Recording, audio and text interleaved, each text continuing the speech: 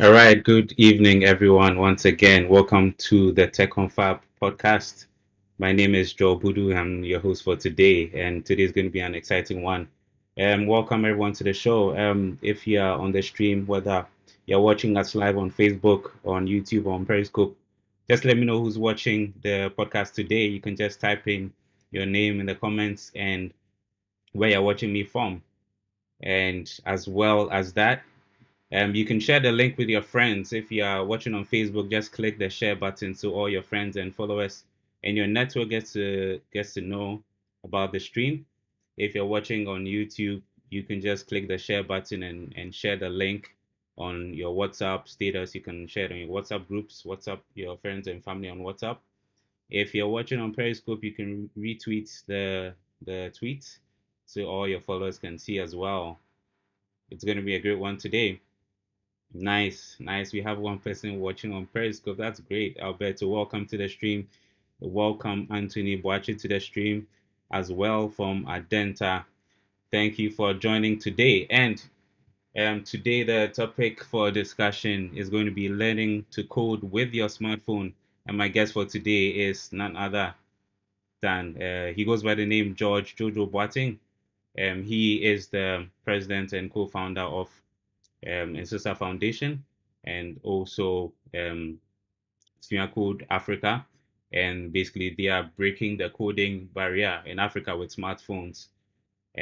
So that is going to be the topic for today. It's going to be a great one. So just keep on sharing the link with your friends. We'll be starting real soon. Wow, we have Emmanuel from Cameroon. Well, yes, it's great for you to join the stream today. We have George Ado from the USA.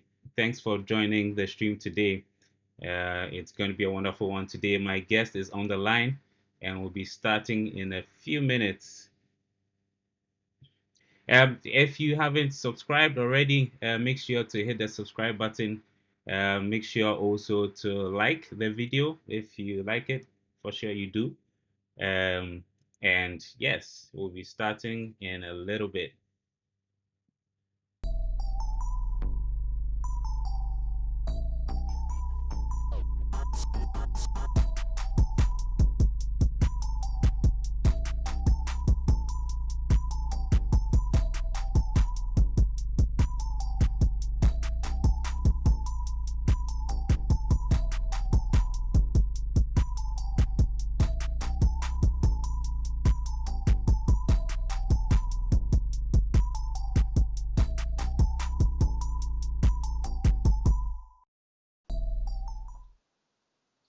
Hello, George. Welcome to the podcast today. Hi Joel, thanks for having me. That's great. That's great. So, viewers, before we start, this is going to be an interactive session as always. So feel free to drop your question in the comments or your comments in the comment section below, wherever you're watching. You can just comment on the conversation that's going on, and it's going to be a great one today, as I said before. So, feel free to interact during this session, and it's going to be wonderful. Wonderful conversation with George today, talking about learning to code with your smartphone. So, George, welcome once again. Yeah, thanks. Wonderful. So, what have you been up to lately? Just tell my audience a little bit about yourself. What's up with your life, lately with business, with your personal life, and everything about you. Just briefly. All right. Yeah, I've been all right. I've been mostly, I guess, busy with my PhD research, working on papers to submit to conferences, and also we have a cohort ongoing for SuaCode Africa 2.0. So I've been also mostly busy with that. We're currently like on the third lesson, third assignment.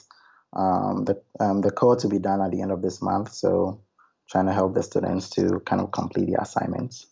Yeah. Okay, so for those of us that don't know, like, can you tell us more about what Nsesa Foundation, your company does? Who are your team members, and what is basically your vision?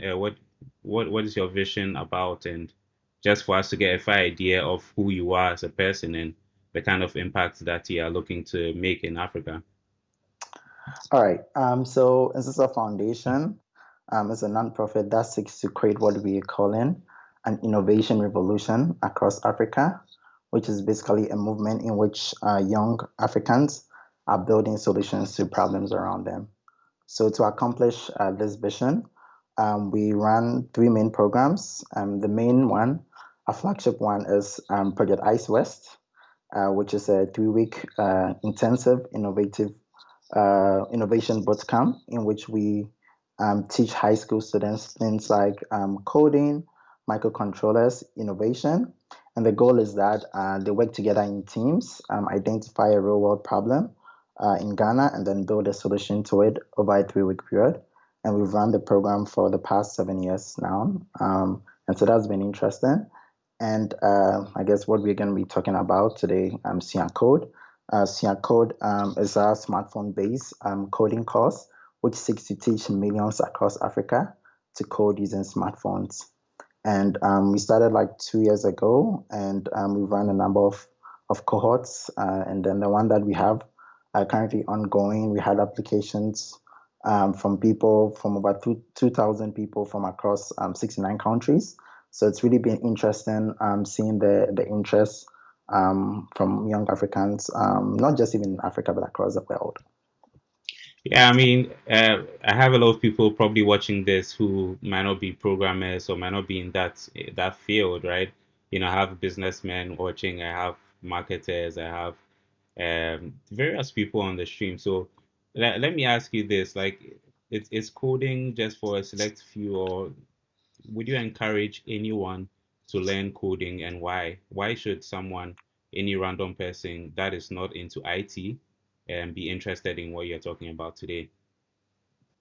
Okay, yeah. So I think everyone can learn how to code, which is kind of a philosophy which underlines SuaCode. We basically take people that have never written a line of code, and from the beginning we introduce them to coding concepts, and at the end of 4 or 8 weeks, it's interesting seeing the transformation that people undergo. And why should you learn how to code? Well, so we are in an age where learning to code gives you skills, technical skills to build all kinds of technical solutions, so softwares that could be used to solve various problems. And so in this digital age, it could be a very useful skill to have. And also, besides just creating software at the end, I think learning to code it teaches you certain kinds of skills, critical thinking, problem solving.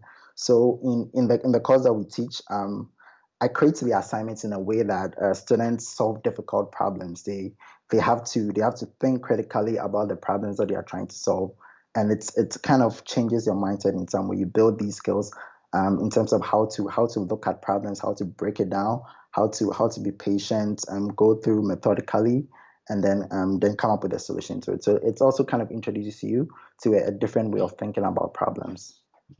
Yeah, I mean, you saying this, I'm sure you're going to scare a lot of people because a lot of people are scared of coding or programming. So why would you try to sabotage their lives with coding? Okay. Is coding easy, or do you make it easy, or what would encourage someone to come and endure coding sessions at your camp or your sessions? Okay, great. So what I tell my students at the beginning of the course is, if anybody tells you that coding is easy, the person is lying to you and the person is doing you a disservice.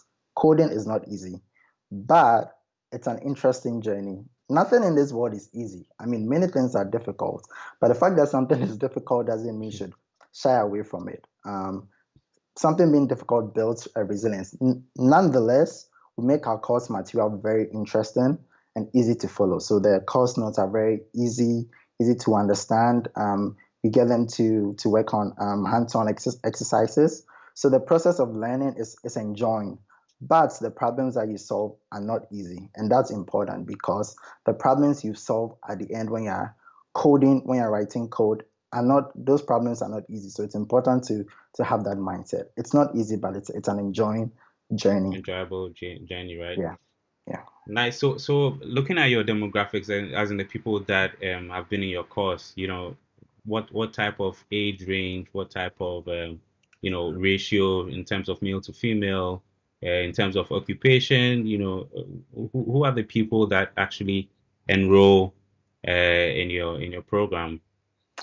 Yeah, so mostly university students. So the program is targeted at people in the age range from let's say 14 years and above. But from our data, it's mostly university students. And in terms of gender distribution, last year was about I think 25%. We haven't really we didn't dig much into the data yet for this year, but I think it's much more this year, maybe 30 or 40%. Yes, and mostly university students. But we also have a lot of people who are working and kind of just want to build some of these coding skills. That's nice. Another thing that I would want us to probably touch on, right, is some of the skills that people that are not in the field of IT would need to learn.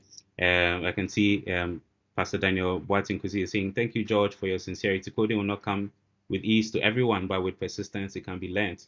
And he's into marketing and a whole lot of other things in the business area. For somebody who's in such an area, let's say in business or in education, what are the practical uses of coding in the work environment that people would need to learn and that you are empowering people to do? Okay, great. So in terms of learning to code, I mean, your vision should not necessarily be about being a big time, tech developer writing code every night. That's not necessarily the goal in terms of people who should want to learn to code. Even just the fundamentals can be good enough. So just kind of getting a bit of a sense of the fundamentals could help you in terms of communicating with engineers and developers. So let's say you have a business idea, right? And you want to recruit people. Having some of these basic skills to give you a better sense of how to work with these people. You might not necessarily be an expert, but it gives you a better sense of how to work with these people. It also kind of helps you in terms of how to think about possible solutions to problems. So sometimes people come up with ideas that they want to build solutions to problems and they don't have any idea about the technical difficulty, right? So, having a bit of coding experience could help you be a bit more realistic about the kinds of solutions you could come up with. So I mean, either ways, I think it's a useful skill to have. You might not necessarily eventually end up being a big time, developer writing code day and night, but I think it helps you in terms of how to think about problems and possible solutions. That's wonderful. I was just reading on your website, and you are saying that you've been able to reach over 2,500 individuals in over 37 countries in Africa with quite a number of mentors and lecturers, right? Yeah. So what is the unique feature of SuaCode, and what really inspired you to start, SuaCode? Yes, so the story of the beginning of SuaCode is a very interesting one. We say that it was a very accidental project. So in Project Ice West 2017, um, um, so basically we have a one of our courses is coding, and so that year, so the years before, I'd actually gotten some laptops.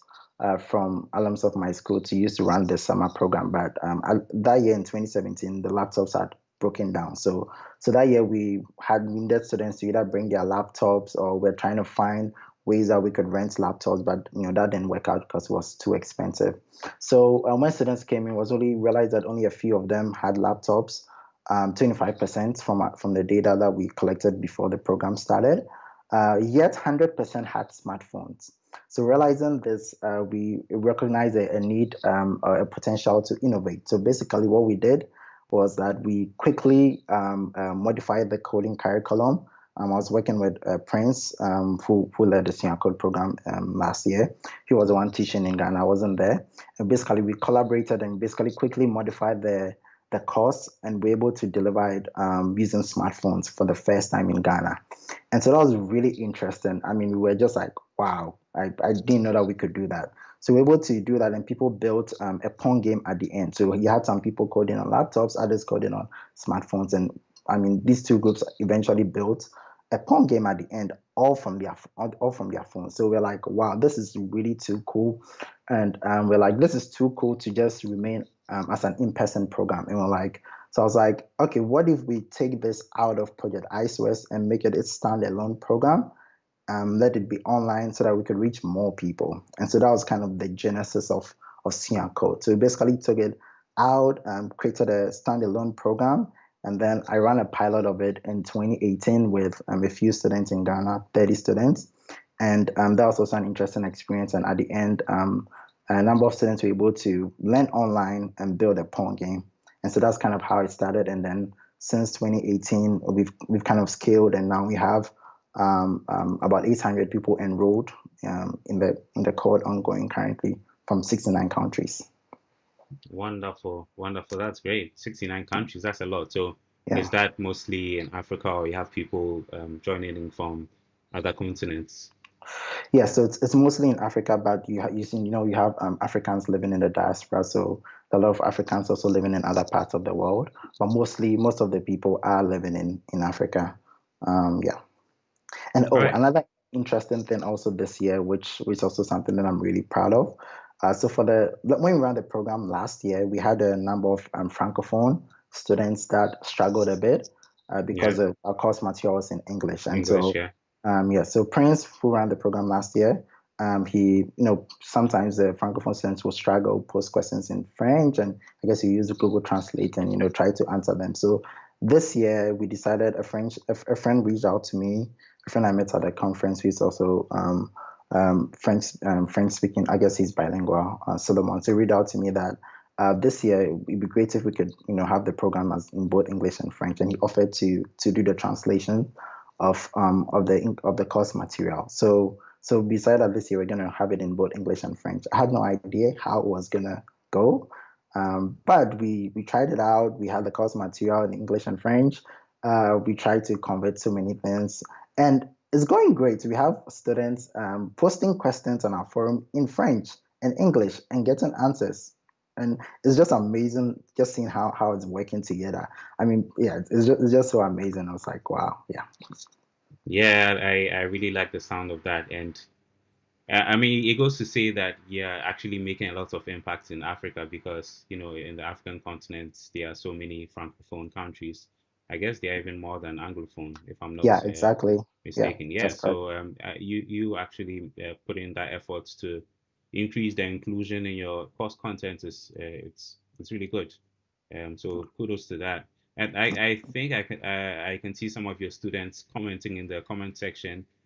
So probably what I'll do is that if you can just let me know what has been the feedback, as in terms of testimonials from some of your students or some of the people that have passed through your program, and also if you are a current student or a previous student, you can just drop your comments in the comment section below. Just tell us how your experience has been about SuaCode and Nsesa Foundation and all that. We would like to hear, people would like to hear like a personal touch of how the program has been so that it wouldn't be as if we are just here sitting and talking, doing mouth service. So, all right. So, George, yeah, just let us know what has Yeah. been the feedback and the testimonials from this program. So the testimonials has been really, really great and encouraging. I remember, so last year, we had like 151 students complete, and we reached out to them to, just give us feedback how the experience was.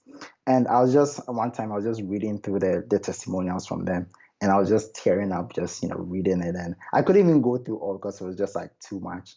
And, reading some of these stories is really encouraging, seeing the transformation that, students undergo. Students that come into the program, they've never learned to code before. I think they don't have the ability to learn to code, and you just see what happens to them at the end of the period. Is just so encouraging. And one really key thing that is also really interesting for me. So currently, we have facilitators help students out, answer questions on our forums, and the facilitators are past students of our program. So these are people that have taken our courses, and they enjoyed it, and they felt that they had to come back and then give back to students. It's also really encouraging to see that. And also, we are building all kinds of software. So one of the things that we have in our course is an automated grading system. So because we've been scaling, we decided to write code that's going to grade the students' code.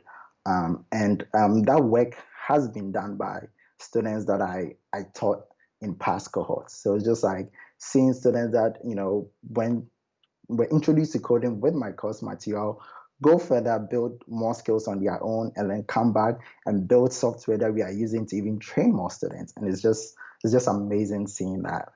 That's wonderful, George. Just amazing. So on that note, when it comes to um, the coding on the smartphones, have you experienced any setbacks or challenges? I mean, the first thing that comes to mind is, the smartphone is smaller, and you'd have to, if you have big thumbs like me, it would be difficult for you to actually do anything profitable on your smartphone. So, or let me ask, in addition to that, um, are there any special tools or any special techniques that you are using to adapt the programming interface onto a smartphone? Okay, great. So that's a very good question. I actually get that a lot when I tell people that we are teaching people to code on phones. People are like, huh, are you sure it's comfortable? I think this would be not a great experience, all of that. So I get that a lot, and it's interesting. So when we began the program, it was initially challenging for students because we actually use an app created by somebody else for the coding. So that's where students write their code. So initially the software had a bunch of issues which have been improved currently. So initially those are some of the challenges. But if you think about the fact that these are people who have never written code before. Yeah. Um, so for somebody like me who's used to coding on my computer, it might be a bit challenging in the beginning learning using a smartphone. But these are people that haven't written code before, so this is their first experience learning to code, and it's really not that much different from typing messages really. So initially, it might be a bit strange, but over time they get used to it, and so we basically every week we ask the students how's the coding experience on the phone like, and people are like, it's fine, I enjoy it, it's all right, there are no issues, it's convenient, I can code in the church, or I can code, I mean, like Hmm. wherever I am. So it's Yeah. actually it's actually not really a big deal in terms of coding on the phone, at least based on the survey responses that we are getting. Yeah. And that's really powerful. That's really powerful. Good stuff. Guys, we are streaming live on Facebook, on YouTube, on Periscope. Topic for today is learning to code with your smartphone, and my guest for today is George Jojo Boateng. He's the president and co-founder of Nsesa Foundation, and also SuaCode as well. You didn't talk about your team and the Uh, composition of your team. I thought that would be the first thing you talk about. Who are the members of your team? okay. Yeah. So my two co-founders, Victor Kumbo and Isaac Sessi, we Okay. met back in Frankfurt Hmm. in 2007. Yeah. So we're part of the science club. We're interested in science, working on science projects. We mentored and taught other students to build science projects, and that's kind of where it started. It was like a divine appointment in terms of us meeting back in Frankfurt. And after Transform, I reached out to them and some other friends in Persec and other schools to start this organization.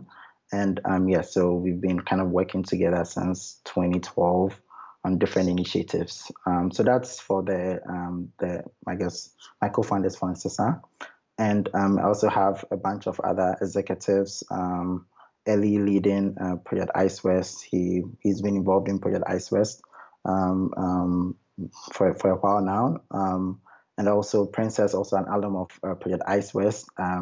Prince, who was also an alum of Project Ice West, and then led SuaCode. Isaac, also an alum of Project Ice West, leading. So basically, most of these people are alums of our programs that are coming back to give. Jude, an alum, also overseeing publicity. Yeah, and then for the SuaCode team in particular. So every year, I guess it changes, but this year we have about 30 people who took part in the program in the past, leading in various capacities and helping out. Yeah, yeah, that's great. In case you didn't know, I'm also MOBA, proud MOBA for that one. So haters will say it's coincidence, but you can see clearly the impact that MOBAs are making all across the globe. And if you're thinking of a school to send your male child to, there's none other than Infantipim School. So yeah, take I, note I of try that, people. I'm trying to lose subscribers. Anyway. I don't think we have too many haters. I'm sure we have a lot of fans. I don't think we have a disco boys watching the stream today or Gasco boys. No, they don't watch. Anyway, that's just on the side. So guys, if you have any questions, you have any comments, if you have any questions for George, for myself about the space in Africa and the impact that George is making through Nsesa Foundation. If you have any question about programming on your smartphone and all that, feel free to drop the question in the comment section wherever you are watching, and we will attend to it. Yeah, so George, we can just continue our Oh, conversation while you sorry, have something to say. I just remembered I left another important person of my team, Quindela, Okay. who handles our finances and also been a very important part of the team. Yeah. Wonderful, wonderful. That's great. So I guess we are going to move on with the conversation. Mm. Um, I can see you're using processing or Android processing, which is like I never heard of it until today, different programming language. And I think you touched a little bit about it, but then I think there's some similarity to Scratch that's developed by MIT. Um, do you believe that is the solution? I mean, these programming languages or these tools use more of a very visual approach in teaching, especially kids, how to code. So basically, and they don't send you deep, like 6 feet deep into the deep side with just a text alone interface, but then they basically use a visual interface. I think Scratch use something like Mhm. a jigsaw puzzle approach where you drag and drop logic into the interface, and basically kids as young as 5 8 years and all that are learning to code that way. So do you believe that that is the secret to teaching kids to code, or what are the other approaches that you are using to teach young kids especially how to program? Yeah, great. So, so teaching people to code by asking them to create visual programs is very effective. So a lot of studies have shown that that is an effective way to teach people to code. And the reason is that you know as people write code, it has to be an interesting experience. Otherwise, at some point, they're gonna lose interest. So by creating things which are visual and interactive, it kind of engages them. So yeah, so I mean, studies have shown that. I mean, yeah, it works. So Scratch is very great. It's good for teaching kids because also, aside the fact that they create visual things, they don't really write code, so it's like drag and drop. Yeah, so it's great for that. But in terms of teaching, like much more mature young People people, so like 14 years and above, which is the people that we are targeting. I don't think Scratch is the best is the because I best for mean, them. I think when you learn to code, you should write code. You shouldn't just do drag and drop because so which is also what drives the philosophy in terms of how we approach teaching how to code. So processing, the reason why we use processing is that so processing is basically Java, which Okay. has all these libraries which enables you to create visual and interactive programs. So I was first introduced to processing. So when I was back at Dartmouth, I was part of an organization, Coda Dojo, that was teaching middle school students around Dartmouth campus to code, and we're teaching them with processing, and it was really fun and interesting. And the cool thing about processing actually is that it's not just for building, just little code and all that. You can actually build sophisticated software with processing. I've built stuff in my research, like really sophisticated stuff with processing. So it's like you can use it to introduce people in an easy and interesting way, and then later on you can actually build some really sophisticated things with it, which is why I really like it a lot. Yeah.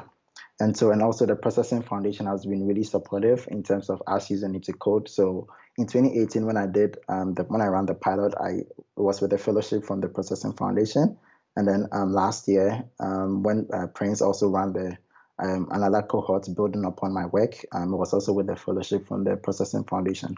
So they've been really supportive in terms of the work we're doing. Great, great, great. I can see we have quite a number of questions coming in. So we'll start looking at the questions. And then probably at some point we'll just read some of the testimonials as well. All right. So Anthony Boache is asking, how long does it take with the SuaCode program? So basically, what's the duration of the program from So it's start to 8 weeks. finish? 8 weeks. Okay. Yeah. So at the end of the 8 weeks, what would the student have achieved? What skills exactly would you have gotten at the end of the 8 weeks? So at the end of the 8 weeks, so the well-defined goal is that you build a Pong game, and in the process you learn basic coding concepts like variables, conditionals, functions. Yeah, and then also you build critical thinking, problem-solving skills. Yeah. So maybe I would ask, do you have something? So what happens after the 8 weeks? Do you have other resources, other programs and activities that you would engage your students in after the 8 weeks? Yeah, so that's been one of the challenges. So basically, after the program, we encourage them to build upon their skills on their own. Sometimes maybe point them to some resources. The few people that are really highly motivated people, they go a step further and then they build the skills. But for a lot of people, they kind of still need you to kind of guide them in terms of a structured curriculum. So for those people, sometimes they just don't necessarily you know, build further skills. So that's one of the areas that we've been thinking about working on and trying to engage our alums much better. So what we plan to do from this year onward is to kind of have monthly coding challenges for our alums. So once they finish the course, we every month would ask them to kind of build something with the skills that they've received, and also I'm working on additional courses to kind of as the next step in terms of more skills that they can build. Terrific. Another question also from Anthony. He's asking, how many programming languages can one learn using just a phone? And I was checking your website just today before starting the stream, and I could see that people were programming Arduino, on a phone. That's quite interesting to see because Arduino is like it's a more hardware based programming language. So I was really surprised to see you could actually flash an Arduino board with your Android phone. But yeah, so apart from that, like what is the scope of the languages that you can learn using just a phone or actually make? Because I mean, for learning you can learn anything, but then what can you actually program directly on your mobile device? Yeah, the Arduino thing, you just reminded me. I actually forgot to talk about it. So that was also one of the other things. So people actually wrote code to because we also teach Arduino in Project Iceware. So people wrote code on Arduino code on their phones, flash the Arduino boards from their phones. So actually, one of the courses that I'm thinking for the future is like a smartphone-based Arduino course. But yeah, so there are so many languages you can actually learn on your phone, like Python, Java, what else? Yeah, a lot of languages. There are a lot of apps out there that enable you to write some code in some of these languages on your phone. So there are pretty much a lot of apps and languages that you can actually code on your phone. Okay, that's great. Another question from Sledge, I believe. So he's saying, good stuff, George. Where can I download the app? And the second part of his question is it learning to interoperability ready? That's LTI. I don't know what that is, but I'm sure you Yeah, do. I also don't know what that is. Maybe you should elaborate on that. Yeah. But yeah, but in terms of basically the app that we are using to teach is called APDE. So basically it's just like it helps you write processing code. But in terms of our course, we use Piazza because we have our own course material which students read. We have assignments which people people work on. So we use Piazza for that. And we have a code ongoing. We can accept new students, but later in the future, once we have the next code ongoing, would announce that and people can take part. We didn't talk about where we can find the app or where we can Yes. So the app is join, called where we can join the program and all that. yes. So the app is called APD on the Play Store. But if you're Yeah. interested in taking part in the SuaCode program, you can go to the Nsesa Foundation website. There should be a sign up option somewhere on the website. So just check us out, and there'll be an option to sign up, and then we would let you know the next time we are running the program. Yeah, for sure. I would be sure to drop the links in the description below right after the stream so you guys can check for reference sake, and also for those of us that will be watching later on as well. Let's see, more questions, more questions.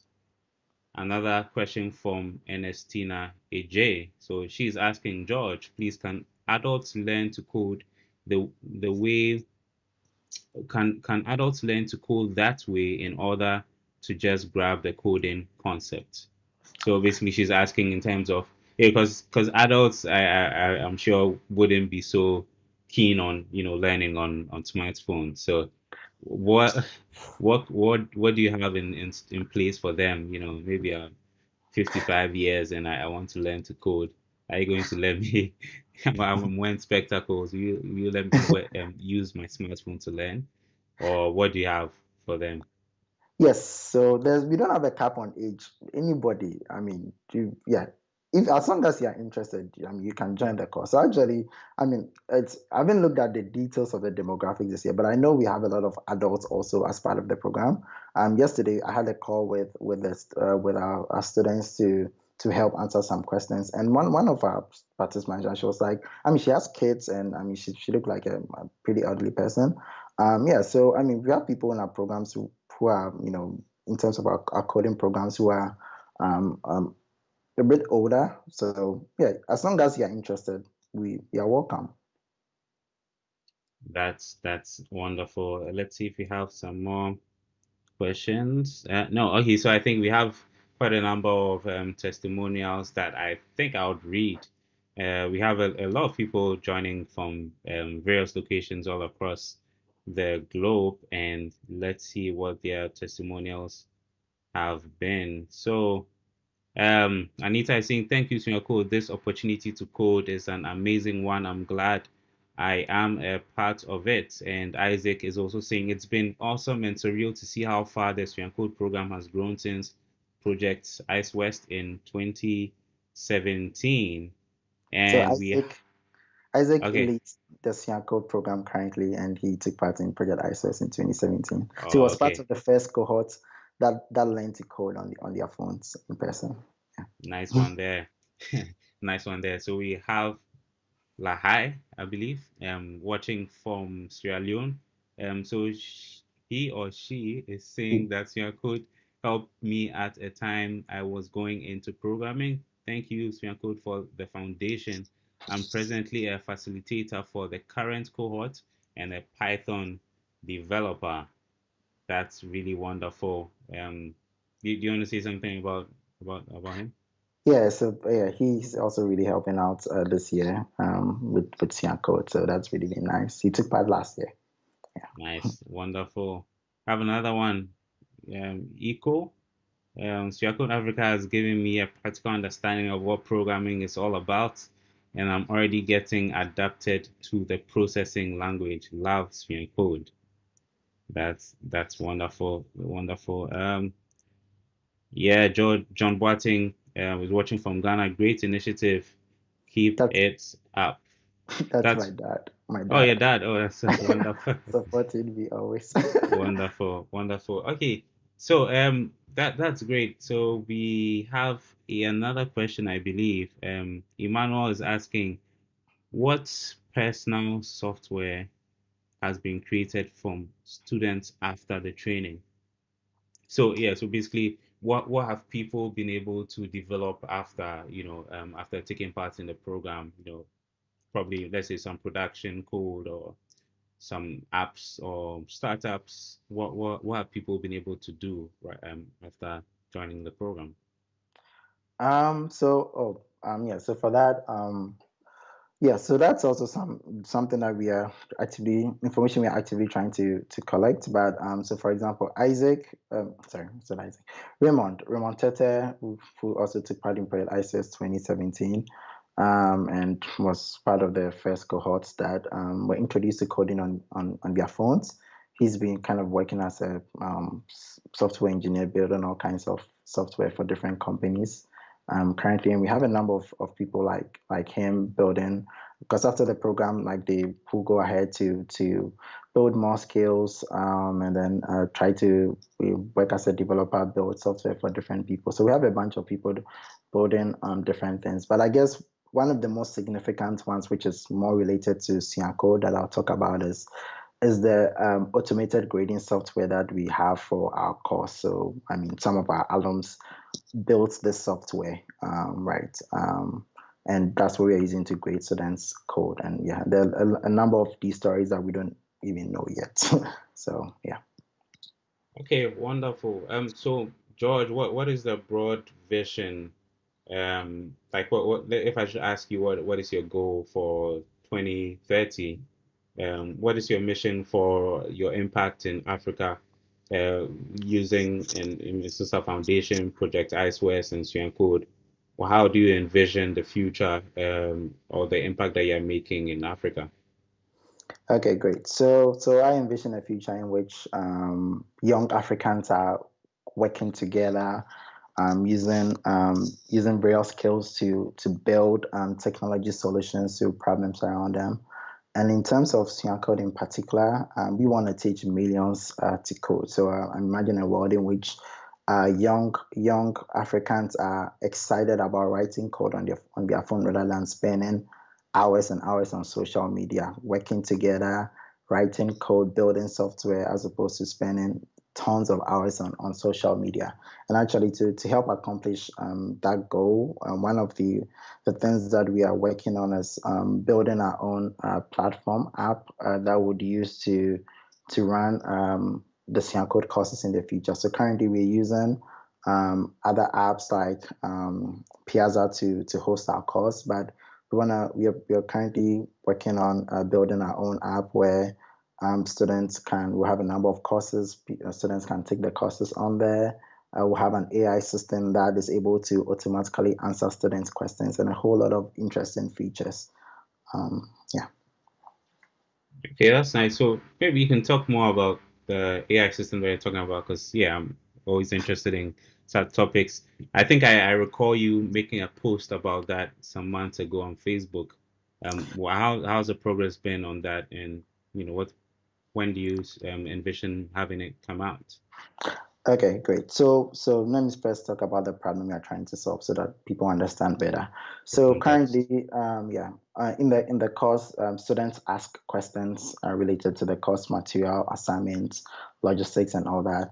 And currently, we have facilitators who answer students' questions. So to give the best possible experience to students, what I did was I created this kind of shift where so for every hour for 12 hours each day, we have at least two facilitators online answering students' questions. And that's like 24 facilitators available each day for 7 days. That's a lot of time investment. Yeah. Fortunately, right now, I mean, we have people that are interested in doing that, so they are volunteering to do that. But what I've noticed is that when people post questions, they post questions that whose answers are just in the lesson notes or in the course material that we've provided. Some of the questions are duplicates, repetitions of questions that have already been asked, and I feel like some of these questions are not really. They take away. They are not the kinds of questions that I want the facilitators to be spending time on. So it's like, Yeah. okay, we need to solve this problem. And so I was like, okay, maybe I could build some kind of AI system that would automatically answer students' questions, because we already have the lesson notes and all that. It just needs to be able to find the correct part of the course material. So that was my plan. I was thinking about that last year. And so this semester, I didn't have even though I do machine learning research, I mostly do like stuff with sensors, sensor data, and natural language processing wasn't an area that I was very familiar with. So I started to take a course this semester to learn the fundamentals of natural language processing and the deep learning techniques that are used in that. So that's what I decided to do this year. And so for my course project, actually, that is what I'm working on. So I'm building a system to answer students' questions in SuaCode using deep learning approaches. And so basically, the idea is that a student posts a question, and then this system pulls a section of our course material, the lesson notes, that answers the student's question. Yeah. Yeah, that's really interesting, and it sort of brings us back to the probably ongoing conversation with respect to robots taking the place of humans or taking our jobs. Um, do you believe in the future, right? AI is gonna literally be teaching us, instead of human beings, right? So the facilitators that I mean, because this is a real problem, right? Look at this scenario. You don't have enough facilitators to be on standby to answer people's questions. And obviously it would be great if you already have all the resources available. So it would be much better use of time for those human resource that you have to be doing something much more productive, building something and expanding your reach than doing something that is quite repetitive as answering questions. So, what do you believe the future of coding or learning to code is going to be? Is it going to still be a lot of humans teaching us, or in the future we are going to have robots rather teach us how to code? Yeah, so that's a great question. But before I answer that, your question just reminded me of. So we submitted a paper to a conference basically describing our approach to teaching. And our approach to teaching is basically we don't use videos. It's like we have the lesson notes and students read it and then they do the assignment. So we don't really have somebody teaching. And one comment by one of the reviewers, which really got me thinking, was like, is this really teaching if they're having to read lesson notes? It was a very interesting question and also pretty provocative Yeah. because to him it seemed like him or her it seemed that as long as somebody is not speaking, it's Yeah. not teaching. I personally disagree with that review that I got because For sure. yeah, because I think teaching is about facilitating people's acquisition of knowledge in whichever way or form it takes. Yeah. So in terms of the philosophy and how we are approaching this, I think there are so many dimensions of that. It's like answering people's questions, creating course material. So how I think it's going to be in the future is that people are going to be able to spend time on the things that are very important and which you don't really need which which an AI system doesn't, which can be done without needing an AI system, Yeah. right? So, Yeah. so for example, so I had a meeting with my facilitator. I was like, okay, look, this is what I'm trying to build, and I don't think in the future I will need you to be answering certain questions. But what I need you to do in the future is to create course material. That's something that at least I don't think an AI system can create yet, or at least Yeah. I don't. Yeah. For So sure. creating the course material, creating the assignments that are challenging enough to enable students to acquire knowledge. So that is what I want my facilitators to focus on in the future, and then leave the answering questions, routine answering of questions to an AI system. Right. So I Yeah. think So you had yeah. it right. If you're a facilitator answering questions, you're you're gonna lose your job in a few months or a few years to come. Yeah, but yeah, I agree to that. I mean, AI in the future, I believe it's gonna augment our work. So um, I've spoken about this in previous podcasts, and you can check about it. I spoke about accelerating the future of work just last week, or I had a discussion with Foster on that, and basically what we were saying was that people's jobs are actually going to be augmented and not necessarily replaced. So you would need to probably upgrade your skill sets to be better at the new phase that we are going to enter into. And so that's quite a good example of that. So yeah, facilitator. Previously, you were helping students answering questions, but you'd have to upgrade your skill sets to know how to develop content and prepare assignments for students instead of just answering questions. Yeah, questions. exactly. And also, Yeah, I actually just also remembered also we were manually grading the students' assignments. So basically, I structured the assignments in such a way that they have specifications that they have to code up, and we check if the specifications have been met. So previously, we were grading them by hand, and as you can yeah, imagine, it's very time consuming. And as you scale to like 700 people, and it's like it doesn't make sense to do that anymore. So we started to build some software that would automatically do that. So that's just another area yeah. where, So teachers that are marking assignments, get ready. Yeah, yeah. I mean, I think the educational industry is one interesting use case. When it comes to AI, you know, you can think of so many practical applications. So, you could literally build a bot like a virtual human that could actually take you through a course. Like when AI gets advanced to that level, right? You could actually build an intelligent agent to perform the role of a teacher. And I think that there have been so many advancements both in natural language processing, especially in natural language processing, and also in terms of deep learning, where AI can learn how to perform tasks like general tasks, such as playing games and etc. But yeah, I believe that the future holds in store a lot for us in terms of education, as you are doing, and in many other areas as well. So probably that could be a topic for discussion another day, where we can talk about that. Um, so, George, one of the final questions that I would ask today is, what do you believe is the way forward? After us talking about the current programs that you're doing, what do you believe is the way forward? How do we advance the development of science, technology, engineering, and math, STEM in Africa, and also encouraging people to take up programming and be innovative and all that? Um, what do you believe the solution is for Africa?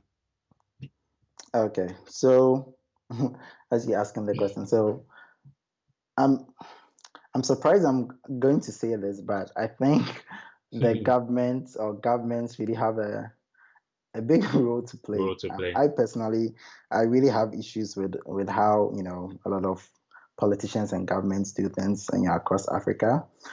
So I try to, in terms of the programs and things that I try to do, I try to do it in a way that it can happen with or without the The involvement of government. governments.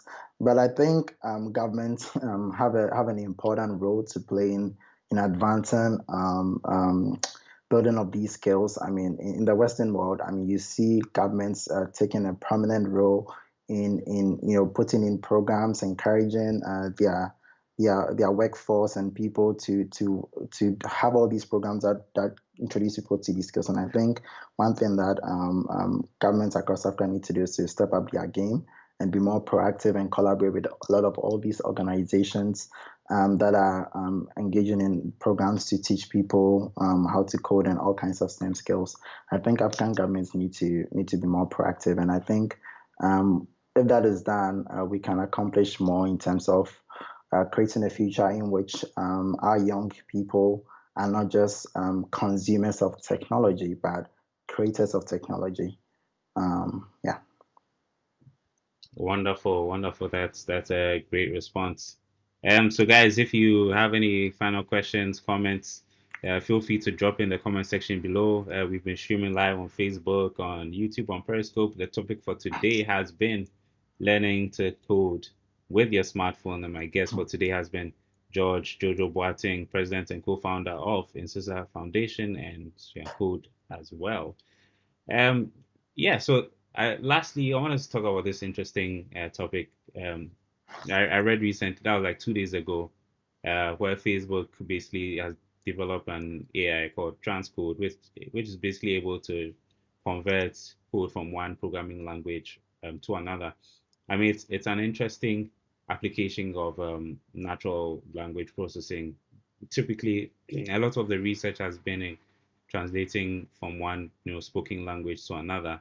But it's really interesting, to have this in code. For the programmers that are here, we have that situation a lot of the time, or that challenge a lot of the time.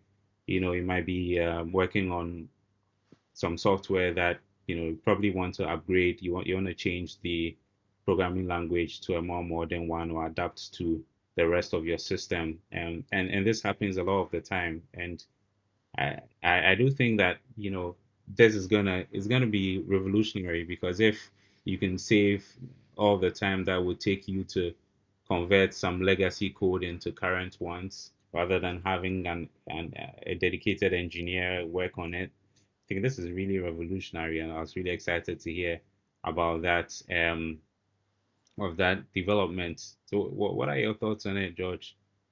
Yeah, I only got a chance to look at it just recently. Yeah, so I mean, it looks very interesting. I feel like you've hit on all the key key points. Yeah, so yeah, it could be definitely revolutionary in terms of addressing the issue of having to manually translate code for a lot of the legacy code that a lot of companies have, for sure. So I guess, but I'm not very sure yet of how well the system they build works. I guess that's the area where maybe once improvements are made to eventually could get to that point where it's very useful. Yeah. All right. Rashid here is asking for a tip, and he's saying that uh, give us a tip on what to do and what not to do when learning to code. And yeah, I think this is a really good question, Mhm. because me, for example, anytime I'm starting to learn a programming language, a lot of the times I'm not sure whether I should take it via video, whether I should get a book, or whether I should go to the website, the guides on the website, or I should learn through building a project. Sometimes it's really unclear the best method to learn to code. And um, I mean, personally, I prefer, going by books. That's because with that one, I'm able to go at my own pace, which is usually more accelerated than the typical, video. The video will probably take me 10 hours, but I could probably use 3 or 5 hours to go through. But then that's just for me. But then general tips on what the do's and don'ts when you're learning to code. What tips can you give to my audience today? Okay, great. Yeah, you touched on a lot of important things. So, in terms of tutorials, whether to read or watch a video, I guess also that really depends on the kind of person you are. So, actually, just like you, I think I realized that I'd rather read than watch a video, because I realized that once I watch a video, I'll probably forget the contents at some point, and I need to keep going Mm, back. But if it's something I'm reading, I can easily go back.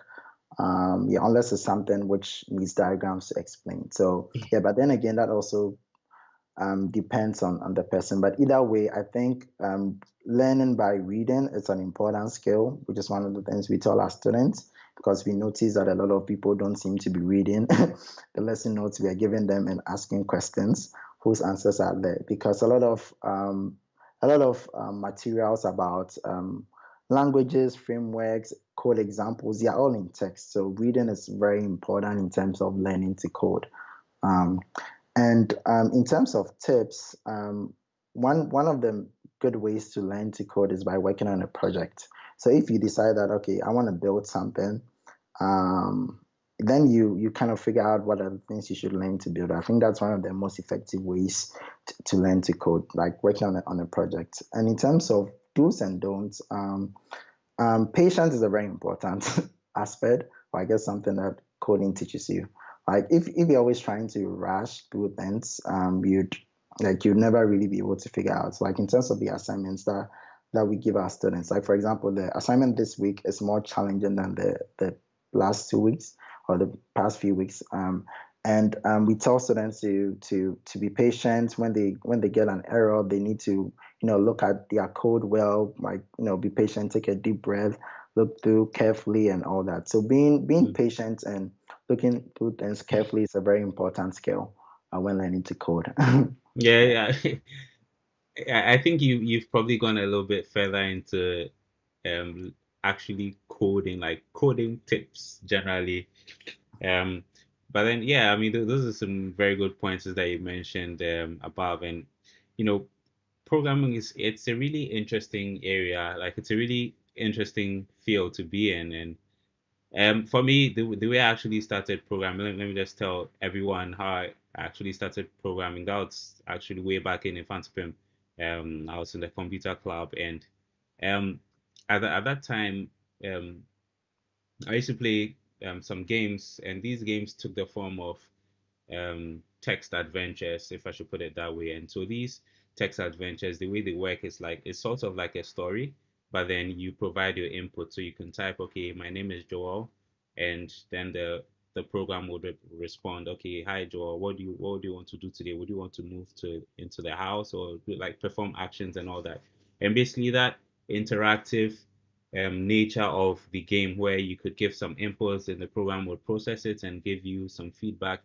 I was so intrigued by that. And, when the moment I got to know about QBasic, I don't know how many of us know QBasic, but that's like, I think that was what was used to program like DOS, which is like before you had Windows, like the graphical interface on your, Windows machines. You had DOS, which was like a text alone. And yeah, and growing up as a child, um, the first machine that I had at home was a text alone machine where you had to type start for the machine to start up, and then everything was just text. So being able to being given a tool where I can actually create that environment myself was what really intrigued me, and that's I believe um, one thing that programmers would probably share, like you being given the power of like a creator to be able to make something that actually does something like profitable. It's really cool, and that's what really pushes me or gives me the edge to code every day. Um, but then again, coding can come with its nightmares and challenges. One thing I always say is that the program never lies. Like the program, they are binary. Like what you give it is what it does. So usually you might be debugging a code and you might be wondering like why isn't this thing working? But then 100% of the time, it's your error, it's human error that produces a bug in a code, because basically what you give the program is what is going to give out to back to you, right? And so, and another tip as well is that sometimes when you just change your environment, you've been working at a challenge for an hour, no solution. Take a break, step outside, get some sunshine, get something to eat, get a drink, or probably just close your laptop, go to sleep, and come back the next day. And a lot of the times we hit the eureka moment probably in the middle of the night or in the evening somewhere, and like, oh yeah, thinking about it from like, yeah, what if I do it this way or that way? And that's how a lot of challenges are actually solved, um as opposed to you just sitting at behind the machine and for 5 hours and nothing. But then yeah, I think programming is really interesting, and I would really encourage anyone to get into programming, whatever aspect. If it's even if it's something like George said, even if it's something very simple, just to improve your cognitive abilities and your problem solving skills, I would encourage everyone to take up programming one way or the other. And it's also good for your work, because increasingly people in various industries would or are requiring the need to learn some of these skills, whether it's in Excel, advanced, stuff in Excel, or whether it's in data science or some form of programming or another in your industry. So it's a really good tool to pick up. Yeah, so George, I think we just passed the 1 hour mark. So if you would want to probably give your closing thoughts on all that we've talked about today, and I think we'll wrap up for the night.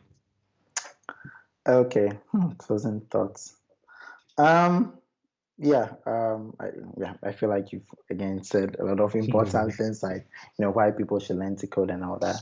But I guess maybe I could also share how I feel about how things are going to evolve in terms of the vision that we are working on. I'm really convinced about the vision in terms of working towards teaching millions of Africans to code. And I mean, the thing that really drives me, I know there's so many young Africans with a lot of potential, and if only someone could just give them the opportunity, just introduce them, get them started.